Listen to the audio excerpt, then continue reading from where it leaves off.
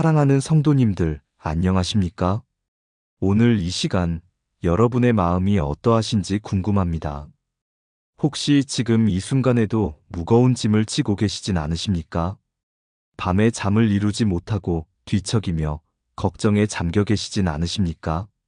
건강 문제로, 경제적 어려움으로, 가족 관계의 갈등으로, 혹은 설명할 수 없는 마음의 고통으로 힘들어하고 계시진 않으십니까? 2025년을 살아가는 지금 이 순간에도 많은 성도님들이 보이지 않는 고통 속에서 하루하루를 견디고 계십니다. 자녀 문제로 마음 아파하시는 부모님들이 계십니다. 건강이 예전 같지 않아 두려워하시는 분들이 계십니다. 경제적 압박 속에서 앞날이 막막하게 느껴지시는 분들이 계십니다. 외로움과 고독 속에서 누구에게도 말하지 못하는 아픔을 안고 사시는 분들이 계십니다. 그런 경험 있으시죠?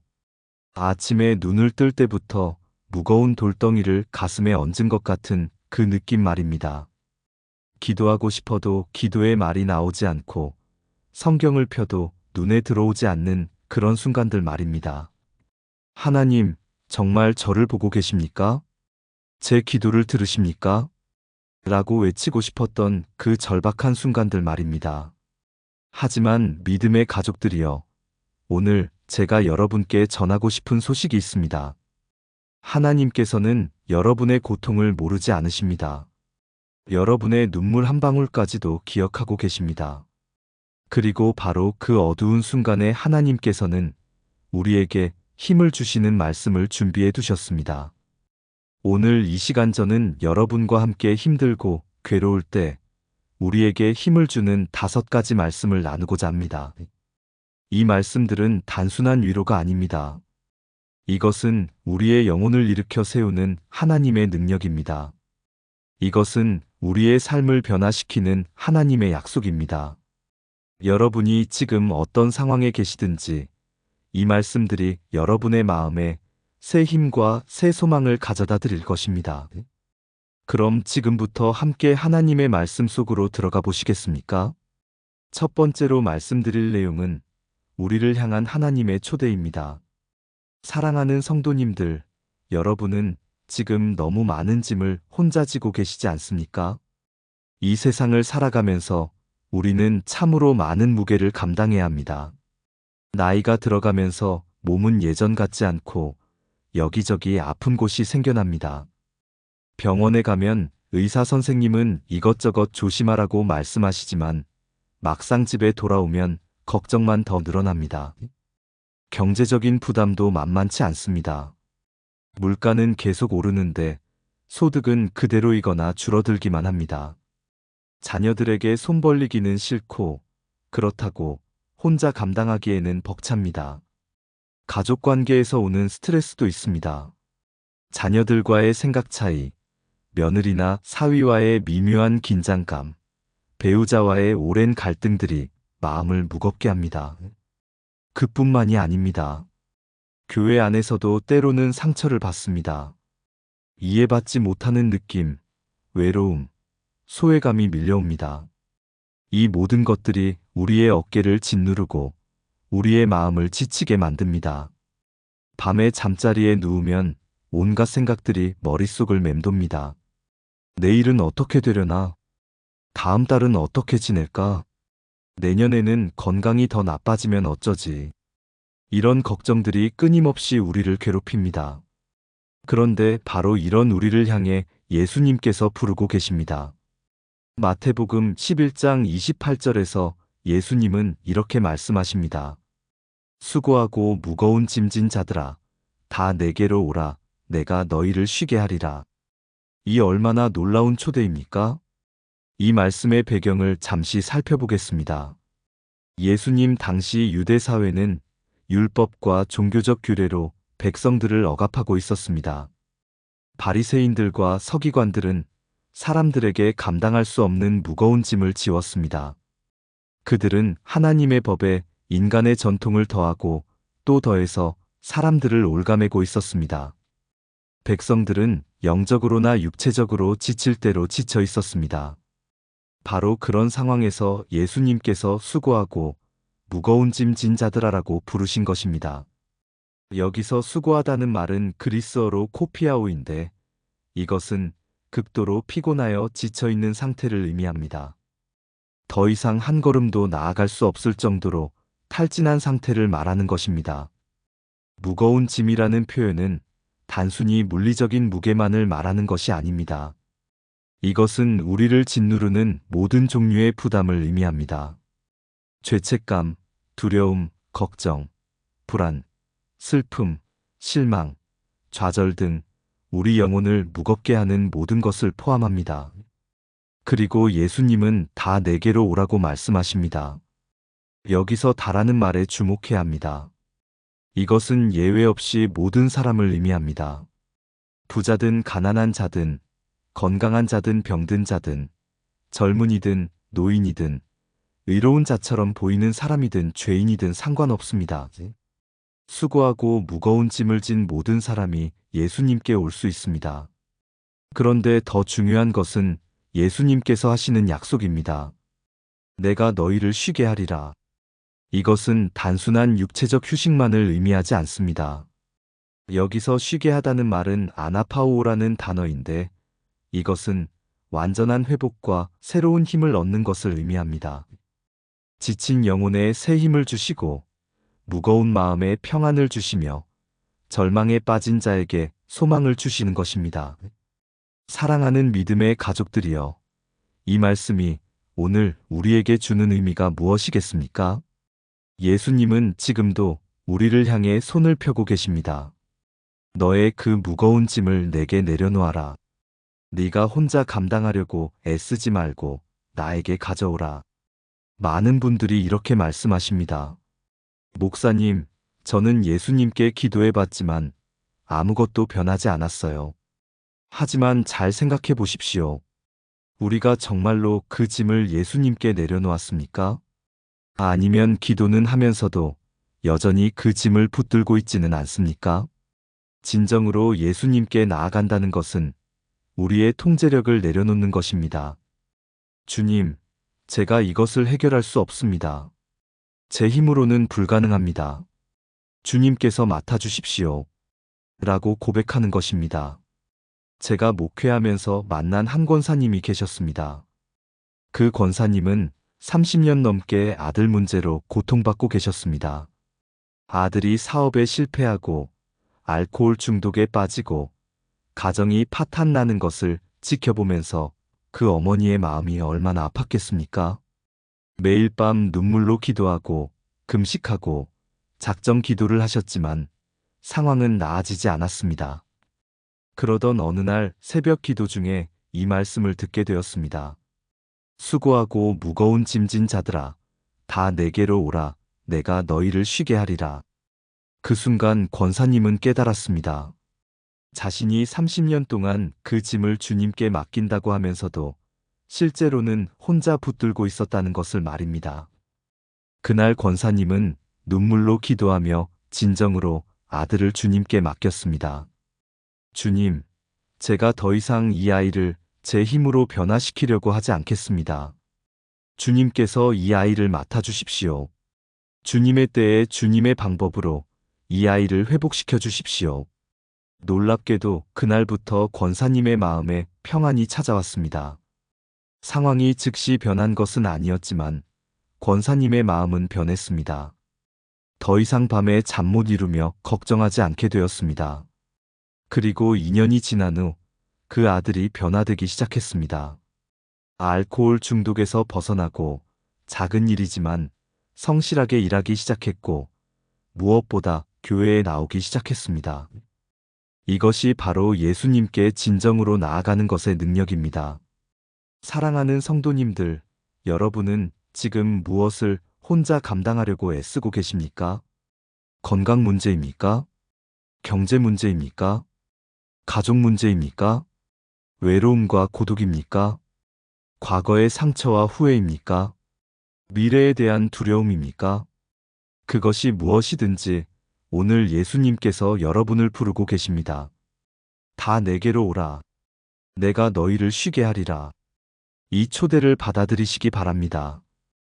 기도 가운데 여러분의 모든 짐을 예수님께 내려놓으시기 바랍니다. 그리고 예수님께서 주시는 참된 안식을 경험하시기 바랍니다. 이것이 바로 힘들고 괴로울 때 우리에게 힘을 주는 첫 번째 말씀입니다. 두 번째로 말씀드릴 내용은 우리를 지켜주시는 하나님의 약속입니다. 사랑하는 믿음의 가족들이여, 우리가 인생을 살아가면서 가장 큰 두려움 중 하나는 무엇이겠습니까? 그것은 바로 혼자 남겨질지도 모른다는 두려움입니다. 나이가 들어갈수록 주변 사람들이 하나둘씩 떠나갑니다.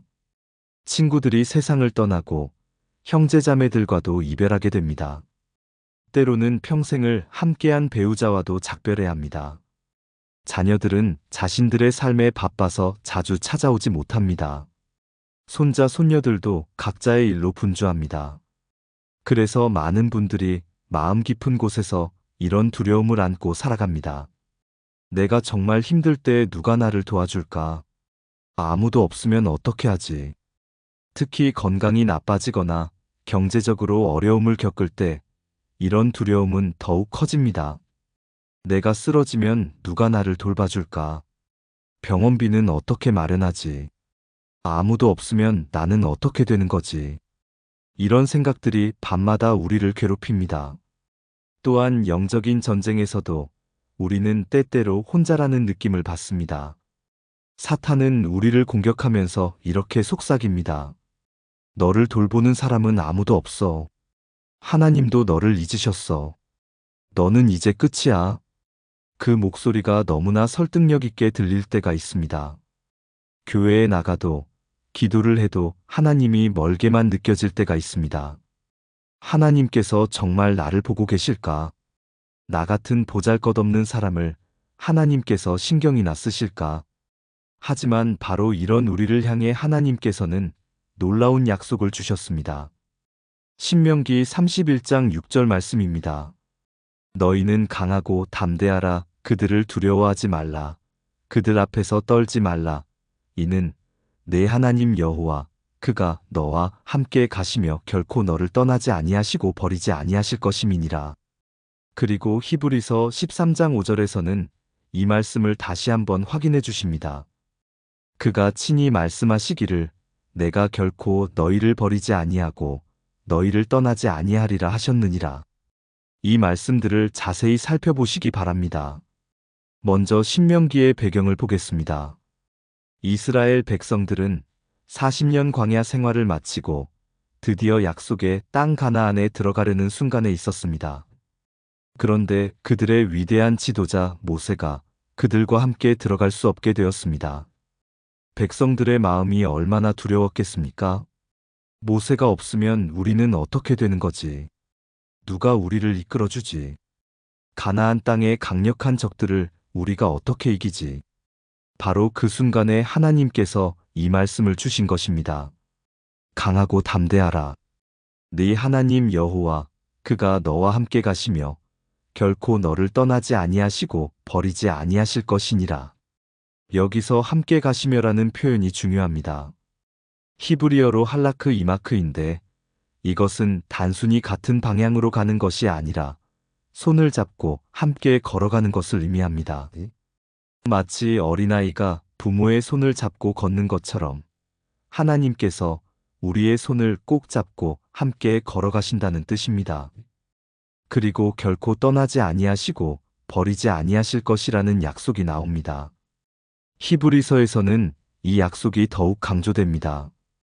그리스어 원문을 보면 우메세 아노 우데 우메세 엔카탈리포라고 되어 있는데 이것은 이중 부정을 사용한 가장 강력한 형태의 부정입니다. 쉽게 말하면 절대로 그 어떤 경우에도 너를 떠나지 않을 것이다라는 의미입니다. 이것은 하나님의 변하지 않는 신실하심을 보여주는 약속입니다. 사람은 변합니다. 우리를 사랑한다고 했던 사람들도 때로는 우리를 떠납니다. 가까웠던 친구도 어느 순간 멀어집니다. 심지어 가족조차도 우리 곁을 떠날 수 있습니다. 하지만 하나님은 절대로 우리를 떠나지 않으십니다. 우리가 하나님을 떠날 수는 있어도 하나님은 결코 우리를 떠나지 않으십니다.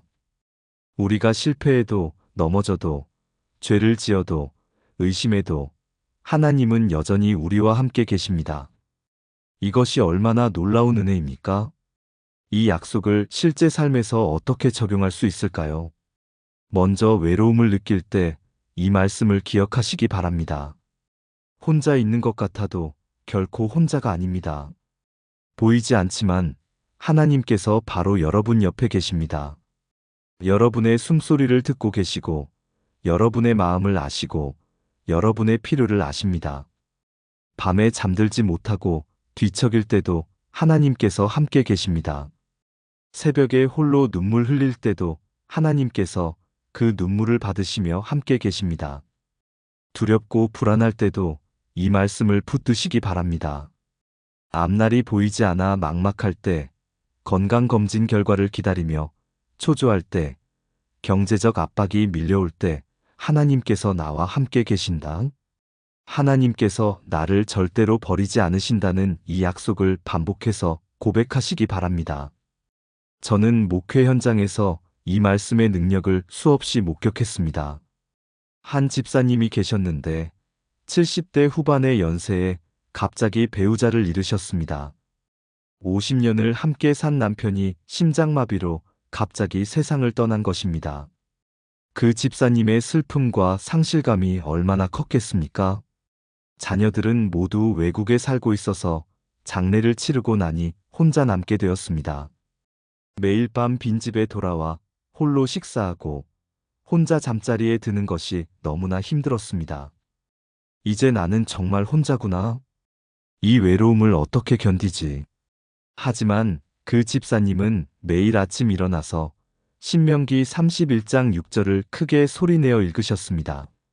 하나님 여호와 그가 너와 함께 가시며 결코 너를 떠나지 아니하시고 버리지 아니하실 것이니라. 처음에는 믿음이 가지 않았다고 하십니다. 하지만 계속해서 이 말씀을 고백하고 하나님의 임재를 구하며 기도했습니다. 그리고 시간이 지나면서 놀라운 일이 일어났습니다. 빈집이 더 이상 외롭지 않았습니다. 혼자 식사할 때도 하나님께서 함께 하신다는 것을 느끼게 되었습니다. 밤에 잠들 때도 평안했습니다. 그 집사님은 이렇게 간증하셨습니다. 목사님, 남편이 곁에 있을 때보다 지금 더 하나님을 가까이 느낍니다. 외롭지만 혼자가 아닙니다. 하나님께서 정말로 저와 함께 계십니다.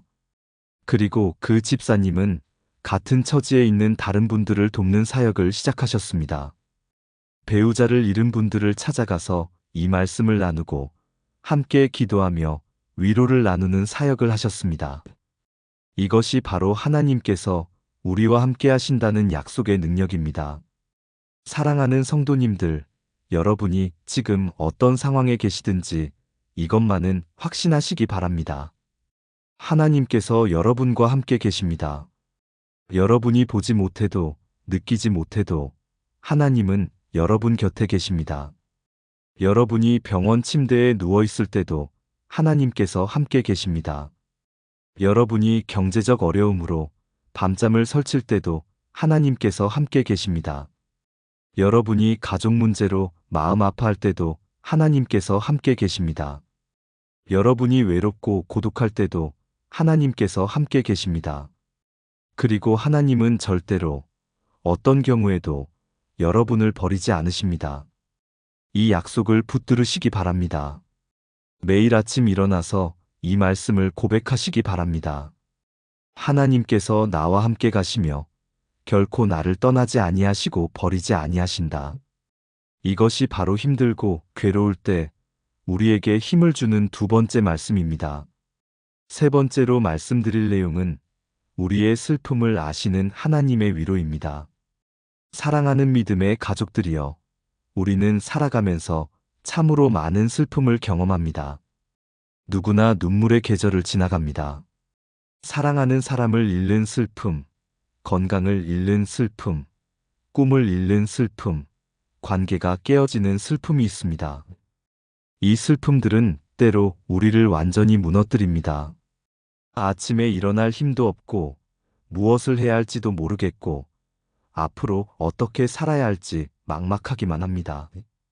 특히 나이가 들어갈수록 슬픔은 더 자주 찾아옵니다. 친구들의 부고 소식을 듣게 되고 동창회에 가면 빈자리가 늘어나고 장례식장에 가는 횟수가 많아집니다. 자신의 몸도 예전 같지 않습니다. 젊었을 때는 아무렇지도 않게 했던 일들이 이제는 힘겹습니다. 계단을 오르는 것도, 무거운 물건을 드는 것도, 심지어 책을 읽는 것조차 쉽지 않습니다.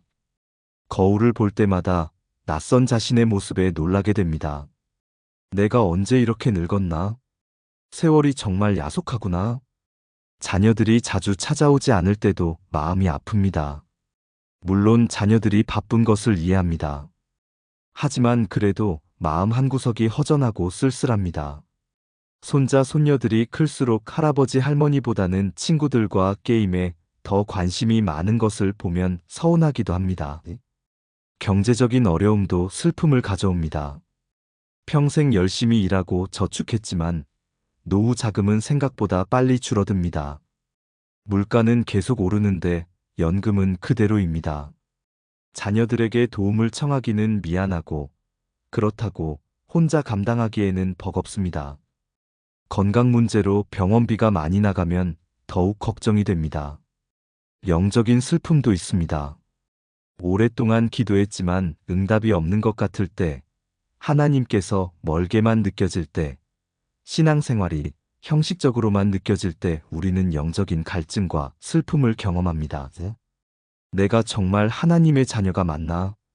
하나님께서 나를 사랑하시는 게 맞나? 이런 의심이 들 때가 있습니다. 하지만 바로 이런 슬픔 속에 있는 우리를 향해 하나님께서는 놀라운 말씀을 주십니다. 마태복음 5장 4절 말씀입니다. 애통하는 자는 복이 있나니 그들이 위로를 받을 것이며. 이 말씀은 예수님께서 산상수훈을 시작하시면서 주신 팔복 중 하나입니다. 여기서 애통하는 자는 그리스어로 펜데오라는 단어인데 이것은 가장 깊고 강렬한 슬픔을 의미합니다. 사랑하는 사람의 죽음 앞에서 느끼는 그런 깊은 슬픔을 말하는 것입니다. 예수님은 단순히 눈물을 흘리는 정도의 슬픔이 아니라 영혼 깊은 곳에서 우러나오는 애통함을 말씀하신 것입니다. 이 애통함은 여러 차원이 있습니다. 먼저 우리 자신의 죄와 연약함에 대한 애통함이 있습니다. 하나님 앞에서 우리가 얼마나 부족한 존재인지를 깨달을 때 오는 슬픔입니다. 또한 이 세상의 고통과 불의에 대한 애통함도 있습니다. 억울하게 고통받는 사람들, 불공평한 세상, 사랑하는 사람을 잃는 아픔 등에 대한 슬픔입니다. 그런데 예수님께서는 이런 애통하는 자들이 복이 있다고 말씀하십니다. 이것이 놀랍지 않습니까? 세상의 기준으로는 슬픔이 복일 수 없습니다. 세상은 항상 웃고 즐기고 행복해 보이는 것을 복이라고 합니다. 하지만 예수님께서는 애통하는 자가 복이 있다고 하십니다. 왜 그럴까요?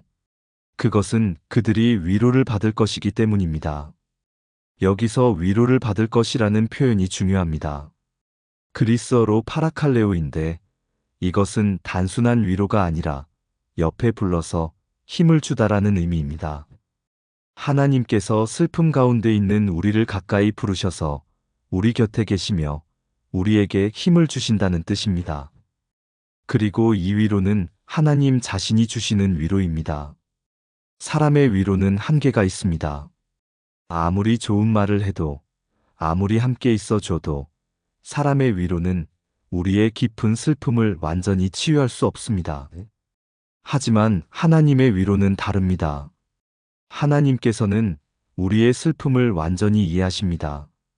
왜냐하면 하나님 자신이 슬픔을 경험하셨기 때문입니다. 예수님은 애통하는 자는 복이 있나니라고 말씀하신 바로 그분이 십자가에서 가장 깊은 고통과 슬픔을 경험하셨습니다. 요한복음 11장에 보면 나사로가 죽었을 때 예수님께서 우셨다는 기록이 있습니다.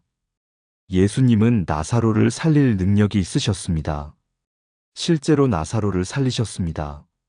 그런데도 그 슬픔의 현장에서 예수님께서는 우셨습니다.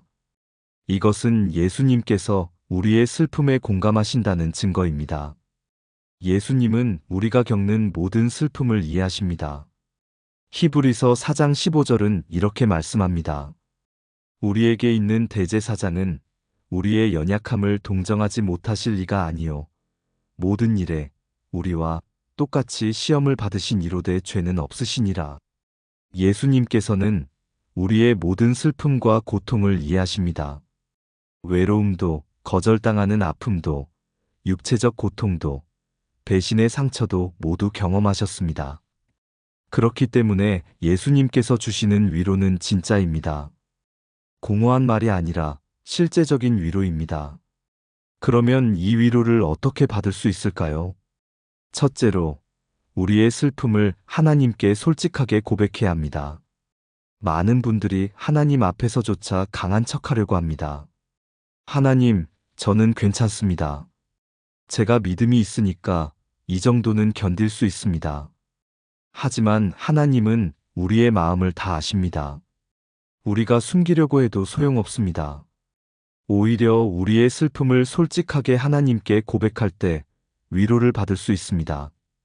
시편을 보십시오. 다윗은 하나님 앞에서 자신의 슬픔을 있는 그대로 쏟아냈습니다. 하나님이여 내가 부르짖는 소리를 들으시고 나의 기도에 유의하소서. 내 마음이 약해질 때에 내가 땅 끝에서부터 주께 부르짖으오리니. 시편 61편 1절에서 2절. 다윗은 자신의 약함을 숨기지 않았습니다. 그리고 그 솔직함 속에서 하나님의 위로를 경험했습니다. 둘째로 하나님의 말씀 안에서 위로를 찾아야 합니다. 고린도후서 1장 3절에서 4절은 이렇게 말씀합니다. 찬송하리로다 그는 우리 주 예수 그리스도의 하나님이시요 자비의 아버지시요 모든 위로의 하나님이시며 우리의 모든 환난 중에서 우리를 위로하사 우리로 하여금 하나님께 받는 위로로 모든 환난 중에 있는 자들을 능히 위로하게 하시는 이시로다. 하나님은 모든 위로의 하나님이십니다. 그분의 말씀은 우리에게 위로를 주십니다. 슬플 때 성경을 펴고 하나님의 약속들을 읽으시기 바랍니다. 그 말씀들이 우리의 마음에 평안을 가져다 줍니다.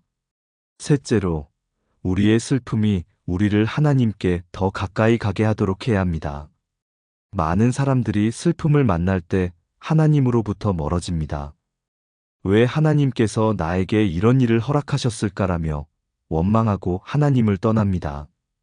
하지만 진정한 믿음은 슬픔 속에서도 하나님께 나아가는 것입니다. 시편 73편의 아삽을 보십시오.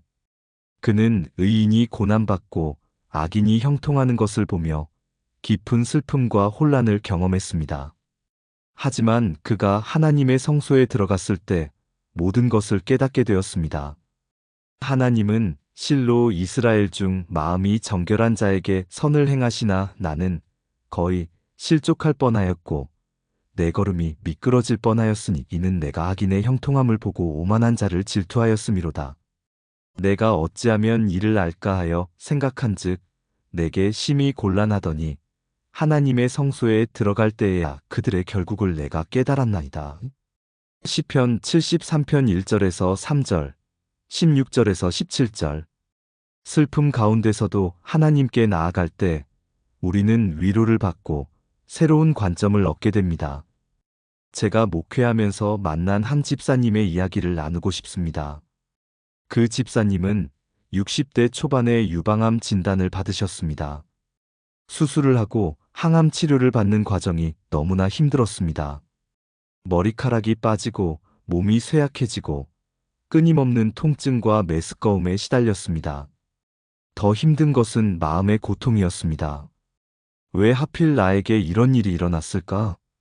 나는 열심히 신앙생활했는데 하나님께서 나를 버리신 것은 아닐까? 그 집사님은 깊은 슬픔과 절망에 빠졌습니다. 하지만 어느 날 새벽 기도 중에 마태복음 5장 4절 말씀이 마음에 들어왔습니다. 애통하는 자는 복이 있나니 그들이 위로를 받을 것이며. 그 순간 집사님은 자신의 슬픔을 하나님께 솔직하게 쏟아놓기 시작했습니다. 억눌렀던 모든 감정들, 두려움, 분노, 좌절감을 하나님 앞에 다 내려놓았습니다. 그리고 놀라운 일이 일어났습니다. 하나님의 위로가 임했습니다. 말로 설명할 수 없는 평안이 마음에 찾아왔습니다. 상황은 변하지 않았지만 마음이 변했습니다. 더 이상 왜라고 묻지 않게 되었습니다. 대신 하나님, 이 상황에서 주님께서 나에게 보여주시고자 하는 것이 무엇입니까? 라고 기도하게 되었습니다. 그리고 항암 치료를 받으면서도 같은 병실의 다른 환자들을 위로하게 되었습니다. 자신이 받은 하나님의 위로를 다른 사람들과 나누게 된 것입니다. 치료가 끝나고 건강을 회복한 후 그 집사님은 암 환자들을 위한 사역을 시작하셨습니다.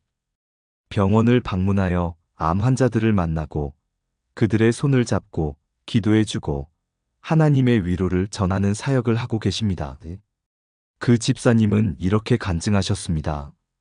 그때의 고통과 슬픔이 없었다면 저는 다른 사람들의 아픔을 이해할 수 없었을 것입니다. 하나님께서는 제 슬픔을 통해 저를 더 깊은 곳으로 인도하셨고, 이제 그 경험을 통해 다른 사람들을 위로하는 도구로 사용하고 계십니다. 이것이 바로 고린도후서 1장 4절 말씀의 실현입니다. 우리의 모든 환난 중에서 우리를 위로하사 우리로 하여금 하나님께 받는 위로로 모든 환난 중에 있는 자들을 능히 위로하게 하시는 이시로다. 사랑하는 성도님들, 여러분이 지금 슬픔 가운데 계십니까? 그 슬픔을 혼자 감당하지 마시기 바랍니다. 하나님께 나아가십시오. 여러분의 슬픔을 하나님께 솔직하게 고백하십시오. 하나님은 여러분을 정죄하지 않으십니다. 오히려 여러분을 가까이 부르시고 위로해 주십니다. 그리고 기억하시기 바랍니다. 여러분의 슬픔은 헛되지 않습니다. 하나님께서는 그 슬픔을 통해 여러분을 더 깊은 신앙으로 인도하실 것입니다. 그리고 나중에는 그 슬픔의 경험을 통해 다른 사람들을 위로하는 도구로 사용하실 것입니다. 애통하는 자는 복이 있습니다. 왜냐하면 그들이 하나님의 위로를 받을 것이기 때문입니다. 이것이 바로 힘들고 괴로울 때 우리에게 힘을 주는 세 번째 말씀입니다. 네 번째로 말씀드릴 내용은 우리에게 새 힘을 주시는 하나님의 능력입니다. 사랑하는 믿음의 가족들이여, 우리는 살아가면서 지칠 때가 참으로 많습니다. 육체적으로 지치고, 정신적으로 지치고, 영적으로 지칩니다. 나이가 들어갈수록 체력이 예전 같지 않습니다.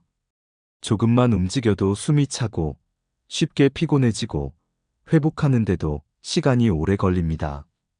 젊었을 때는 하루 이틀 푹 쉬면 회복되었는데, 이제는 일주일을 쉬어도 피곤함이 가시지 않습니다. 정신적으로도 지칩니다. 끊임없는 걱정과 근심이 우리의 마음을 지치게 만듭니다. 밤에 잠을 제대로 자지 못하고, 낮에도 생각이 복잡하고, 마음에 평안이 없습니다. 기억력도 예전 같지 않고, 집중력도 떨어지고, 때로는 우울한 기분이 계속됩니다. 영적으로도 지칩니다. 오랫동안 신앙생활을 해왔지만 때로는 형식적으로만 느껴집니다. 기도해도 응답이 없는 것 같고, 성경을 읽어도 은혜가 없고, 교회에 나가도 감동이 없습니다.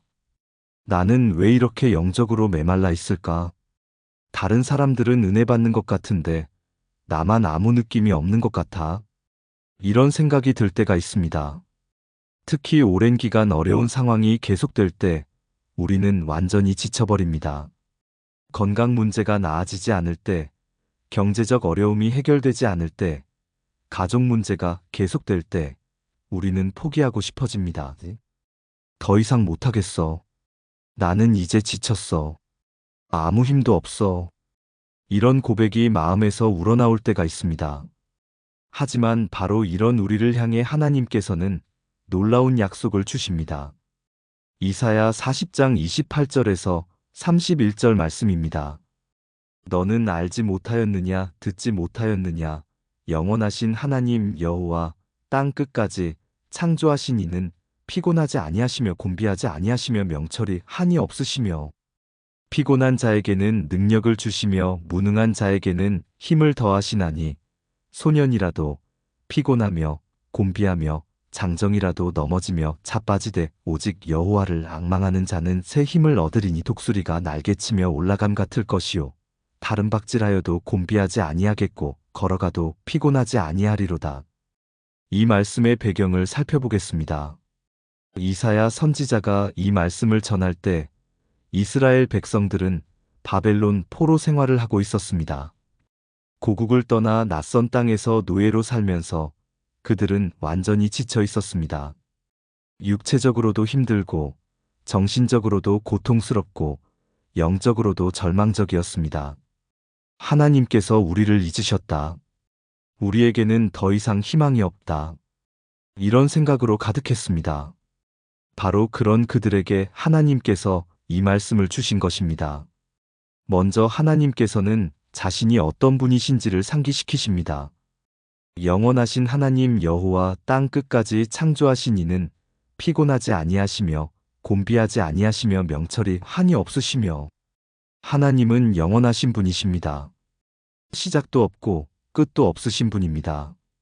하나님은 온 우주를 창조하신 분이십니다. 무에서 유를 창조하신 전능하신 하나님이십니다.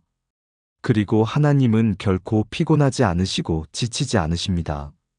우리는 지치지만 하나님은 지치지 않으십니다. 우리는 약하지만 하나님은 강하십니다. 우리는 한계가 있지만 하나님은 무한하십니다. 그리고 이런 하나님께서 무엇을 하신다고 말씀하십니까?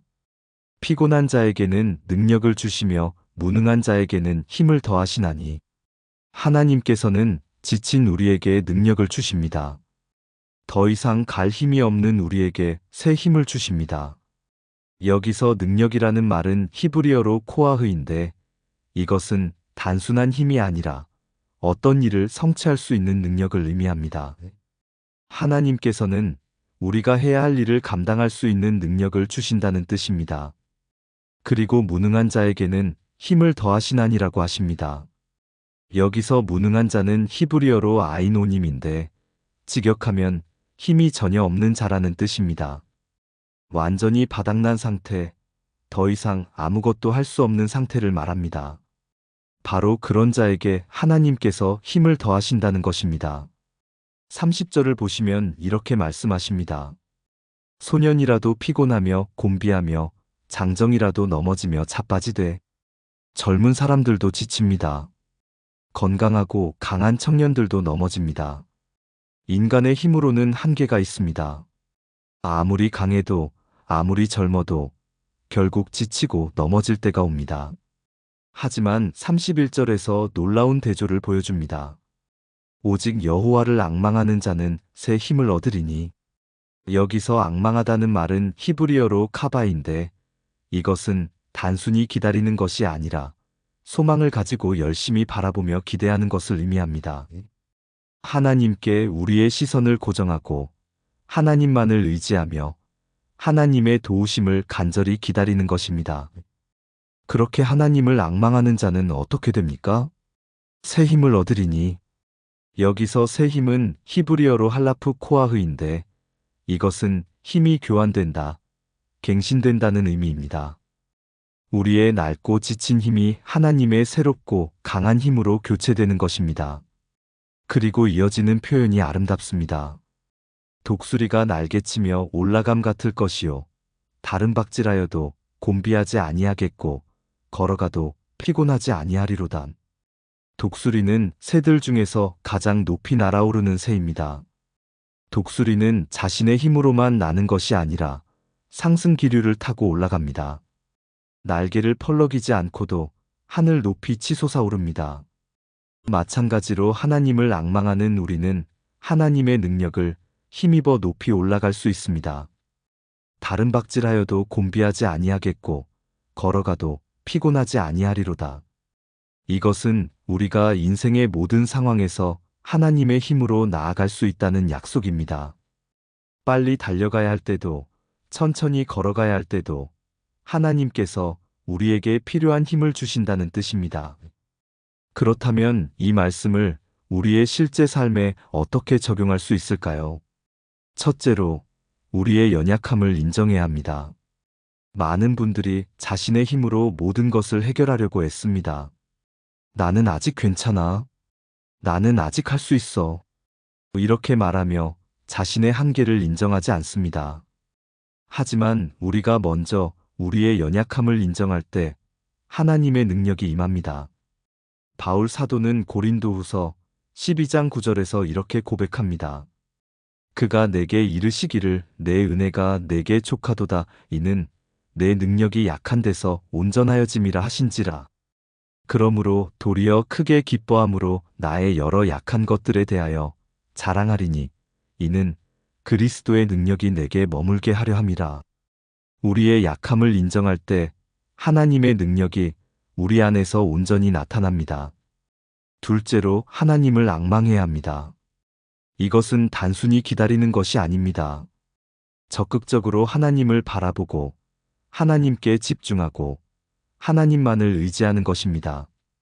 기도 가운데 하나님을 찾고 말씀 가운데 하나님의 음성을 듣고 예배 가운데 하나님을 만나는 것입니다. 우리의 시선을 문제에서 하나님께로 돌릴 때 새 힘을 얻게 됩니다. 셋째로, 하나님의 때를 기다려야 합니다. 많은 경우 우리는 즉각적인 변화를 원합니다. 하나님, 지금 당장 나를 도와주세요. 지금 당장 이 문제를 해결해 주세요. 하지만 하나님께는 하나님의 때가 있습니다. 때로는 우리가 완전히 바닥에 이를 때까지 기다리십니다. 왜냐하면 그때야 비로소 우리가 하나님만을 의지하게 되기 때문입니다. 인내를 가지고 하나님의 때를 기다리는 것도 하나님을 앙망하는 것의 일부입니다. 넷째로, 작은 순종부터 시작해야 합니다. 지쳐 있을 때 우리는 아무것도 하고 싶지 않습니다. 하지만 하나님께서 주시는 새 힘은 우리가 순종할 때 경험하게 됩니다. 비록 힘들어도 교회에 나가는 것, 비록 은혜가 느껴지지 않아도 성경을 읽는 것, 비록 응답이 보이지 않아도 기도하는 것, 이런 작은 순종들을 통해 하나님께서 새 힘을 주십니다. 제가 목회 현장에서 이 말씀의 능력을 목격한 한 장로님의 이야기를 나누겠습니다. 그 장로님은 70대 중반이셨는데 갑자기 사업이 어려워지면서 큰 경제적 위기를 맞으셨습니다. 평생 성실하게 일하고 교회도 열심히 섬기며 살아오셨는데 예상치 못한 상황으로 큰 빚을 지게 되었습니다. 나이가 있으셔서 다시 시작하기도 어려웠고 자녀들에게 부담을 주고 싶지도 않으셨습니다. 장로님은 육체적으로, 정신적으로, 영적으로 완전히 지쳐버렸습니다. 밤에 잠을 이루지 못하고 식사도 제대로 하지 못하고 건강이 급격히 나빠졌습니다. 무엇보다 힘든 것은 영적인 고갈이었습니다. 평생 하나님을 섬겼는데 왜 이런 일이 일어났는지 이해할 수 없었습니다. 기도에도 응답이 없는 것 같고 하나님께서 멀게만 느껴졌습니다. 그러던 어느 날 새벽 기도회에서 이사야 40장 말씀이 선포되었습니다. 오직 여호와를 앙망하는 자는 새 힘을 얻으리니 독수리가 날개치며 올라감 같을 것이요. 그 순간 장로님의 마음에 이 말씀이 깊이 박혔습니다. 장로님은 깨달았습니다. 자신이 문제 해결에만 집중하다가 하나님을 잃어버렸다는 것을 말입니다. 그날부터 장로님은 달라지셨습니다. 문제를 해결하려고 애쓰는 대신 하나님을 앙망하기 시작했습니다.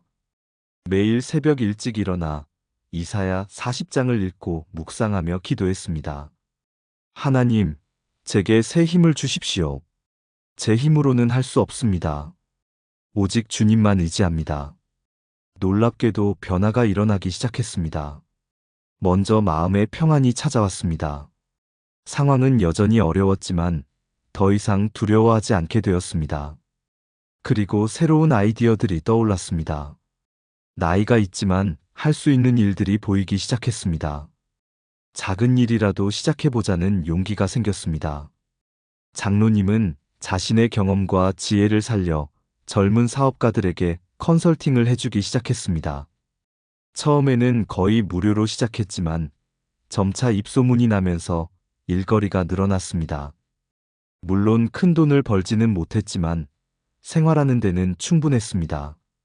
그리고 무엇보다 중요한 것은 다시 삶의 의미를 찾게 되었다는 것입니다. 젊은이들을 돕는 과정에서 보람을 느끼고 자신의 경험이 다른 사람들에게 유익이 되는 것을 보며 기쁨을 얻었습니다. 2년이 지난 후 장로님은 이렇게 간증하셨습니다. 그때 그 위기가 없었다면 저는 하나님의 능력을 이렇게 깊이 경험하지 못했을 것입니다. 제 힘이 완전히 바닥났을 때 비로소 하나님의 힘을 경험했습니다. 정말로 하나님을 앙망하는 자는 새 힘을 얻습니다. 독수리가 날개치며 올라가듯이 하나님께서 저를 다시 일으켜 세우셨습니다. 사랑하는 성도님들, 여러분은 지금 지쳐 계십니까? 더 이상 갈 힘이 없다고 느끼십니까? 육체적으로, 정신적으로, 영적으로 바닥났다고 생각하십니까? 바로 그때가 하나님의 능력을 경험할 때입니다. 우리의 힘이 다했을 때 하나님의 힘이 시작됩니다. 우리가 할 수 없을 때 하나님께서 하십니다. 오늘 이 말씀을 붙드시기 바랍니다. 오직 여호와를 앙망하는 자는 새 힘을 얻으리니 독수리가 날개치며 올라감 같을 것이요 타른박질하여도 곤비하지 아니하겠고 걸어가도 피곤하지 아니하리로다. 여러분의 시선을 문제에서 하나님께로 돌리시기 바랍니다. 여러분의 연약함을 인정하고 하나님의 능력을 구하시기 바랍니다. 하나님을 앙망하며 하나님의 때를 기다리시기 바랍니다. 그리고 작은 순종부터 시작하시기 바랍니다. 그러면 하나님께서 반드시 여러분에게 새 힘을 주실 것입니다. 여러분은 독수리처럼 날개치며 올라갈 것입니다. 다른박질하여도 지치지 않고 걸어가도 피곤하지 않을 것입니다. 이것이 하나님의 약속입니다. 이것이 바로 힘들고 괴로울 때 우리에게 힘을 주는 네 번째 말씀입니다. 다섯 번째로 말씀드릴 내용은 우리에게 평안을 주시는 예수님의 약속입니다. 사랑하는 믿음의 가족들이여, 우리가 이 세상을 살아가면서 가장 갈망하는 것 중 하나가 바로 평안입니다. 마음의 평안, 영혼의 안식, 내면의 고요함을 우리는 얼마나 원합니까? 하지만 이 세상은 우리에게 평안을 주지 못합니다. 오히려 세상은 우리의 평안을 빼앗아갑니다. 아침에 텔레비전을 켜면 온통 불안한 뉴스들 뿐입니다. 경제 위기, 전쟁과 갈등, 자연재해, 범죄 소식들이 우리를 불안하게 만듭니다. 병원에 가면 의사 선생님은 이것저것 조심하라고 하시고 검사 결과를 기다리는 동안 마음은 불안합니다. 자녀들 걱정, 손자 손녀 걱정, 경제 걱정, 건강 걱정으로 마음에 평안이 없습니다. 밤에 잠자리에 누워도 온갖 생각들이 머릿속을 맴돕니다. 내일은 어떻게 되려나? 다음 달은 괜찮을까? 내년에는 건강이 더 나빠지면 어쩌지? 이런 걱정들이 우리의 평안을 빼앗아갑니다. 세상 사람들은 평안을 얻기 위해 여러 방법을 시도합니다. 돈을 모으면 평안할 거라고 생각하지만 돈이 많아져도 평안은 오지 않습니다. 오히려 돈을 지키고 불리는 것에 대한 새로운 걱정이 생깁니다. 건강하면 평안할 거라고 생각하지만 건강할 때도 건강을 잃을까봐 불안합니다. 가족이 화목하면 평안할 거라고 생각하지만 가족 관계에도 늘 신경 쓸 일들이 생깁니다. 결국 우리는 깨닫게 됩니다. 이 세상 어떤 것도 우리에게 진정한 평안을 줄 수 없다는 것을 말입니다. 그런데 바로 이런 우리를 향해 예수님께서 놀라운 약속을 주십니다. 요한복음 14장 27절 말씀입니다. 평안을 너희에게 끼치노니 곧 나의 평안을 너희에게 주노라. 내가 너희에게 주는 것은 세상이 주는 것과 같지 아니하니라. 너희는 마음에 근심하지도 말고 두려워하지도 말라. 이 말씀의 배경을 살펴보겠습니다. 예수님께서 이 말씀을 하신 때는 십자가에 달리시기 바로 전날 밤이었습니다. 제자들과 함께 마지막 만찬을 나누신 후 예수님은 제자들에게 작별의 말씀을 하고 계셨습니다. 제자들의 마음은 불안과 두려움으로 가득했습니다. 예수님께서 자신들을 떠나신다는 말씀을 하셨고 그들 중 하나가 예수님을 배신할 것이라고 하셨으며 베드로도 예수님을 부인할 것이라고 하셨습니다. 제자들은 혼란스러웠고 두려웠습니다. 이제 우리는 어떻게 되는 거지? 선생님이 떠나시면 우리는 무엇을 해야 하지? 바로 그런 제자들에게 예수님께서 이 평안의 약속을 주신 것입니다. 평안을 너희에게 끼치노니. 여기서 끼치노니라는 말은 그리스어로 아피에미인데 이것은 남겨두다, 유산으로 주다라는 의미입니다. 마치 부모가 자녀에게 유산을 남기듯이 예수님께서 우리에게 평안을 유산으로 남겨주신다는 뜻입니다. 곧 나의 평안을 너희에게 주노라. 여기서 중요한 것은 나의 평안이라는 표현입니다. 이것은 예수님 자신이 소유하고 계시는 평안입니다. 예수님께서는 어떤 상황에서도 평안하셨습니다. 풍랑이 일어났을 때도 배 안에서 주무시며 평안하셨습니다. 군중들에게 둘러싸여 압박을 받으실 때도 평안하셨습니다. 십자가를 앞두고도 평안하셨습니다. 이런 예수님의 평안을 우리에게 주신다는 것입니다. 그리고 예수님께서는 이렇게 말씀하십니다. 내가 너희에게 주는 것은 세상이 주는 것과 같지 아니하니라. 세상이 주는 평안과 예수님께서 주시는 평안은 완전히 다릅니다. 세상의 평안은 조건부입니다. 모든 것이 잘 돌아갈 때, 건강할 때, 돈이 있을 때, 문제가 없을 때만 평안합니다. 하지만 상황이 바뀌면 평안도 사라집니다. 세상의 평안은 표면적입니다. 겉으로만 평온한 척하지만 속으로는 불안과 두려움이 가득합니다. 세상의 평안은 일시적입니다. 잠깐은 평안해 보이지만 오래가지 못합니다. 하지만 예수님께서 주시는 평안은 다릅니다. 예수님의 평안은 무조건적입니다. 상황과 관계없이 우리 안에 있는 평안입니다. 폭풍 속에서도 어려움 가운데서도 고통 중에도 변하지 않는 평안입니다. 예수님의 평안은 내면적입니다. 겉으로는 어려운 상황이어도 마음 깊은 곳에서 누리는 평안입니다. 세상 사람들은 이해하지 못하는 평안입니다. 예수님의 평안은 영원합니다. 시간이 지나도 사라지지 않고 오히려 더 깊어지는 평안입니다. 그리고 예수님께서는 명령하십니다. 너희는 마음에 근심하지도 말고 두려워하지도 말라. 이것은 단순한 제안이 아니라 명령입니다. 왜 예수님께서 이것을 명령으로 말씀하실까요? 그것은 근심하고 두려워하는 것이 우리에게 해롭기 때문입니다. 근심과 두려움은 우리의 믿음을 약하게 만들고 우리의 건강을 해치고 우리의 삶을 파괴합니다. 그래서 예수님께서는 근심하지 말고 두려워하지 말라고 명령하시는 것입니다. 그렇다면 우리는 어떻게 이 평안을 경험할 수 있을까요? 첫째로 예수님과의 관계를 깊이 해야 합니다.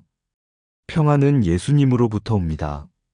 예수님과 가까이 있을 때 우리는 평안을 경험합니다. 기도 가운데 예수님과 교제하고 말씀 가운데 예수님을 만나고 예배 가운데 예수님께 집중할 때 평안이 우리에게 임합니다. 둘째로 우리의 걱정을 예수님께 맡겨야 합니다. 베드로전서 5장 7절은 이렇게 말씀합니다. 너희 염려를 다 주께 맡기라 이는 그가 너희를 돌보심이라. 우리가 걱정을 붙들고 있는 한평안을 경험할 수 없습니다. 그 걱정들을 기도 가운데 예수님께 맡길 때 평안이 옵니다. 셋째로 하나님의 주권을 신뢰해야 합니다. 로마서 8장 28절은 말씀합니다. 우리가 알거니와 하나님을 사랑하는 자, 곧 그의 뜻대로 부르심을 입은 자들에게는 모든 것이 합력하여 선을 이루느니라. 모든 상황이 하나님의 주권 아래 있고 하나님께서 모든 것을 선으로 이루신다는 것을 믿을 때 평안이 옵니다.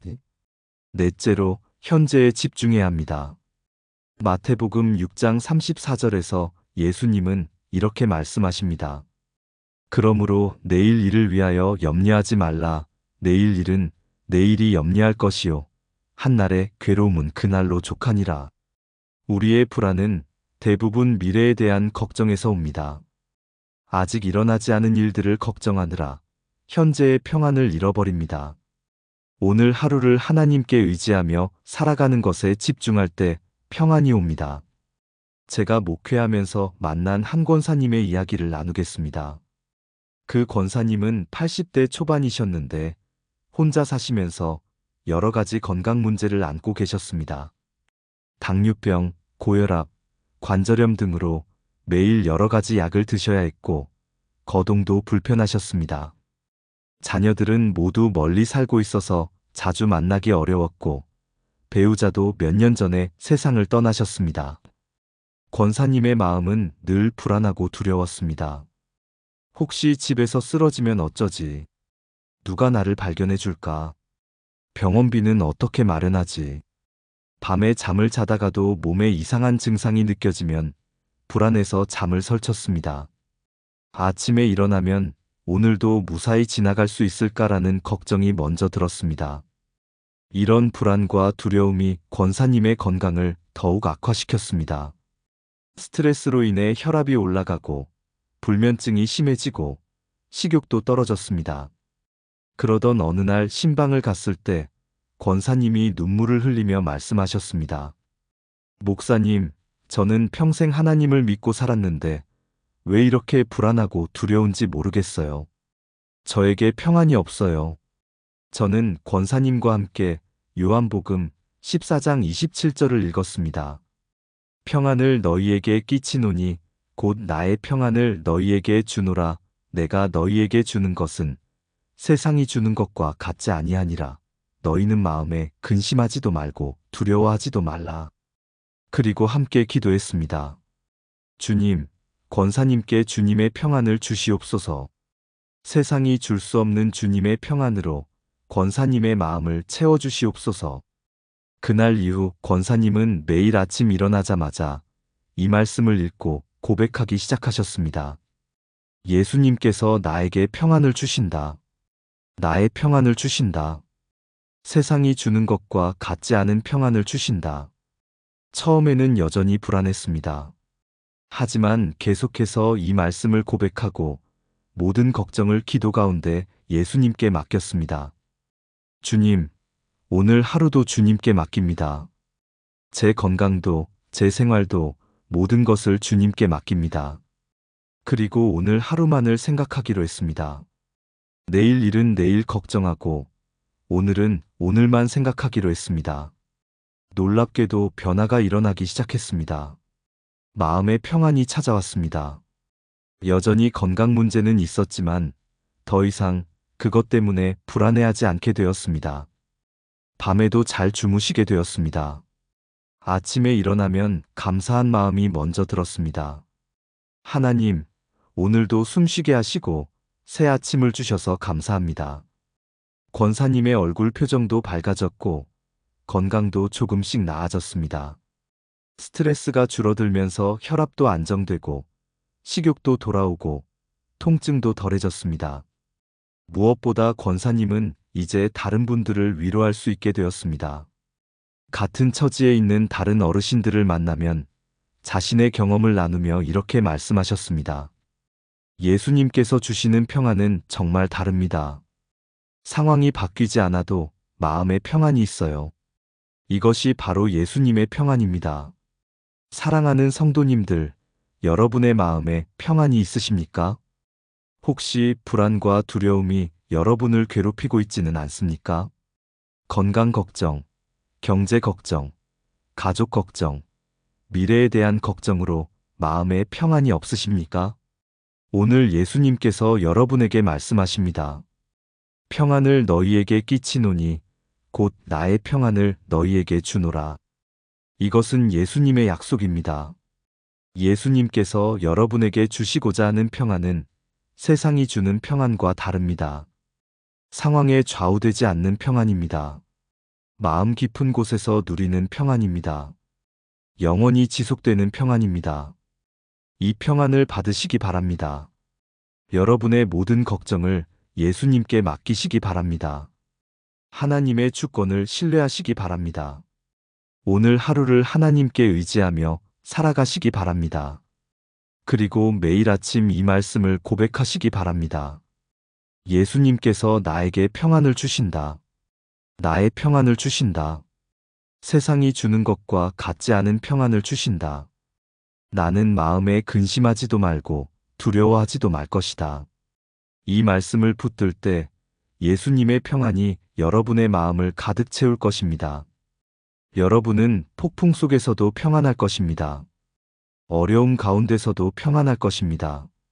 고통 중에도 평안할 것입니다. 이것이 예수님께서 주시는 평안입니다. 이것이 바로 힘들고 괴로울 때 우리에게 힘을 주는 5번째 말씀입니다.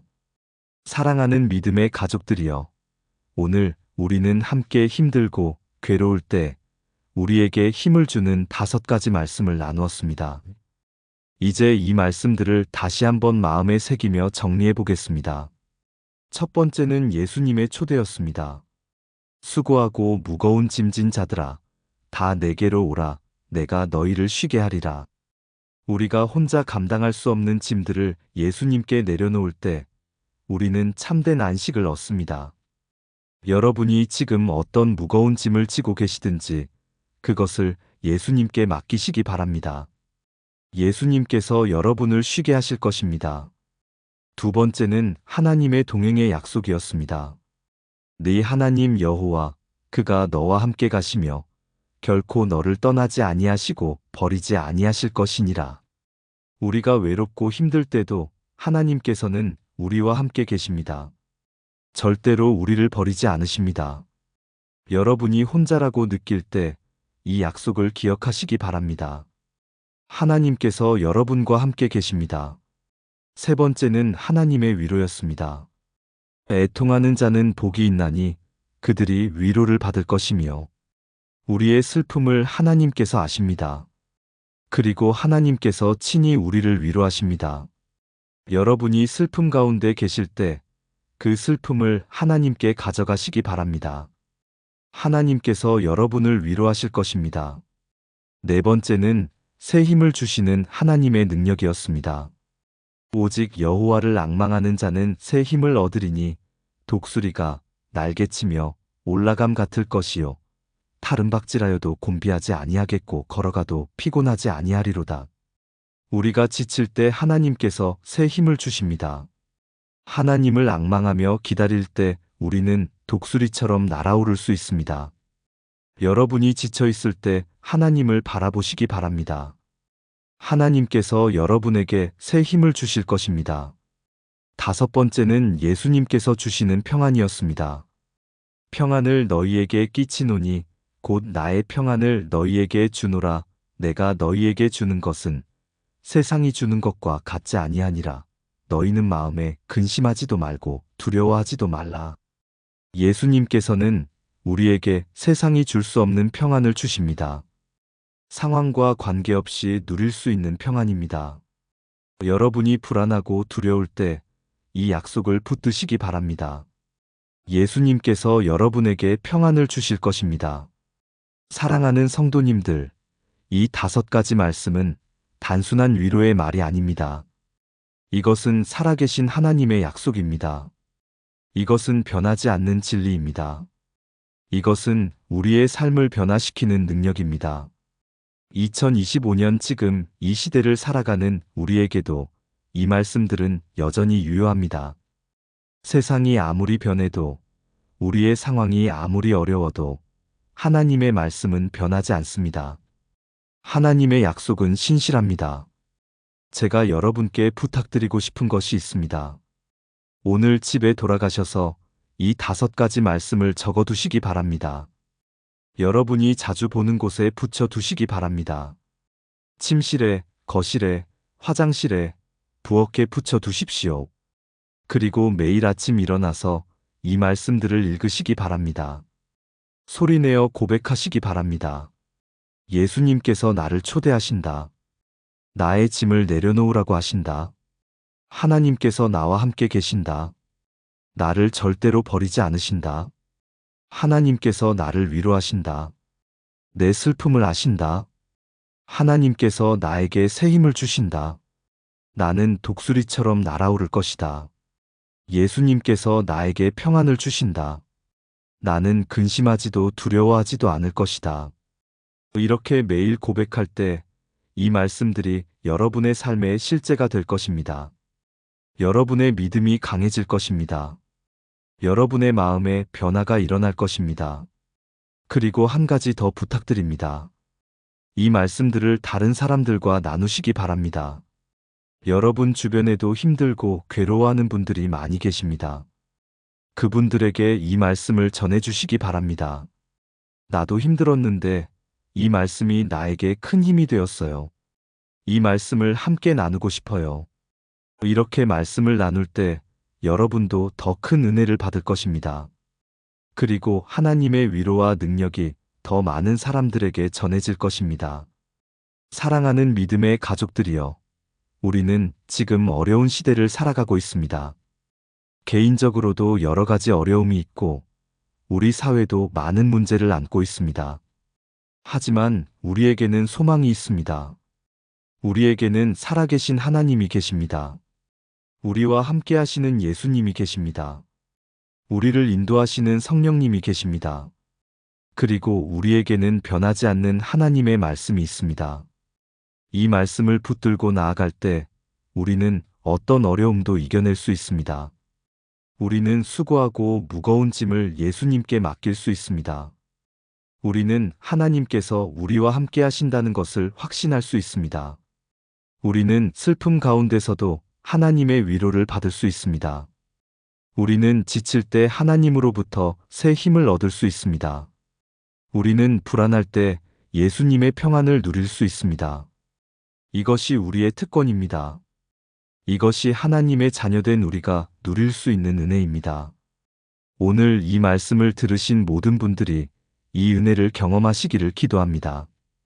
여러분의 무거운 짐이 내려지기를 기도합니다. 여러분이 하나님의 동행하심을 경험하시기를 기도합니다. 여러분의 슬픔이 하나님의 위로로 채워지기를 기도합니다. 여러분이 새 힘을 얻고 독수리처럼 날아오르기를 기도합니다. 여러분의 마음에 예수님의 평안이 가득하기를 기도합니다. 이제 이 시간을 마무리하기 전에 여러분께 부탁드립니다. 이 영상이 도움이 되셨다면 좋아요 버튼을 눌러주시기 바랍니다. 그리고 구독과 알림 설정도 부탁드립니다. 여러분의 좋아요와 구독이 이 말씀이 더 많은 사람들에게 전해지는데 큰 힘이 됩니다. 또한 댓글로 여러분의 이야기를 나눠주시면 감사하겠습니다. 여러분이 힘들 때 어떤 말씀이 위로가 되었는지, 하나님께서 어떻게 여러분을 도우셨는지 나눠주십시오. 여러분의 간증이 다른 분들에게 큰 격려가 될 것입니다. 그리고 이 영상을 주변에 힘들어하시는 분들과 공유해 주시기 바랍니다. 카카오톡으로, 문자로, 어떤 방법으로든 이 말씀을 나눠주십시오. 여러분의 작은 나눔이 누군가에게는 큰 위로와 힘이 될 수 있습니다. 사랑하는 믿음의 가족들이여, 하나님께서 여러분과 함께 하시기를 축복합니다. 여러분이 힘들고 괴로울 때마다 오늘 나눈 이 5가지 말씀을 기억하시기 바랍니다. 예수님께서 여러분을 초대하고 계십니다. 하나님께서 여러분과 함께 가시며 절대로 버리지 않으십니다.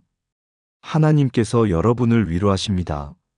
하나님께서 여러분에게 새 힘을 주십니다.